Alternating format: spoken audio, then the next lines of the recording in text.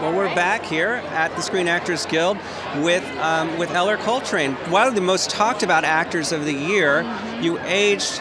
We watched you grow up in the movie Boyhood, which must be a weird experience. Over 12 years. What was that like?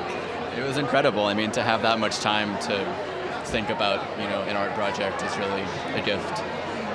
Do you ever feel that looking at that, you have something that most people don't have, which is a document of your entire childhood and adolescence? That's a strange thing to have, and obviously also people approach you all the time and feel as if they grew up with you. But there was a lot of time in between there where you were not on camera. Can you talk a little bit about what it was like to go back and forth as an actor, make those, go back to your normal life as a kid and then make this movie? Well, I mean, it was, I don't know, I mean, it never felt like much of this shift. Richard conducted things very gradually, so there was a lot of time, leading up to the shoot where we would, kind of build the character. So it was always pretty seamless. And when Richard get back to the script, Now, when Richard Linklater comes to you and says, "I want to shoot this film with you," over 12 years, what are you thinking? I was 6, so. You weren't thinking. Your parents were thinking call for you. my agent. You didn't do Right. that when you were 6? No. I mean, I was excited. I mean, I knew who Richard was. I had seen some of his movies, and I was excited. But the idea of 12 years is not really something you can understand when you're 6. So I don't know exactly what I thought about that. Did it kind of abstractly? 12 years, but.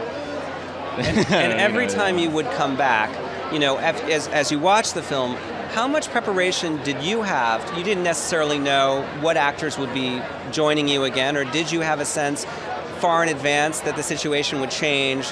Somebody who was playing your stepfather would not be there. How did that all work? How did you prepare in between? I mean, Richard would usually tell me at the end of each shoot, an idea of what would be going on the next year, and then we live in the same town, so we would meet up, several times throughout the year and just kind of compare.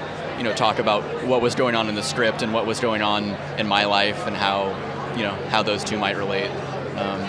So I was always pretty, I knew where we were. You knew where you were headed in the scenes, and a lot of it obviously was on the page, but there's an amazing amount of chemistry between you and Lorelei and everybody in the movie. You actually seem like you're related. Did you see each other socially outside of filming? Did you? Not a lot, I mean, I would see Richard fairly often, and obviously Lorelei is his daughter, so I would see her sometimes as well. But no, I mean, I think it's just. It was a very familial kind of environment that Richard created on the set, and also, like I said, there was a long process of kind of creating the dialogue and using experiences that we had with our own families, and building all of that up to create that kind of natural, kind of friendliness. Well, it worked, obviously, and it's an amazing film. And you're on the cover of Entertainment Weekly with your different stages of who you are, which is great. Yeah. Well, congratulations. Enjoy your night. Wonderful work. Yeah, good luck. Thank you. Thank you.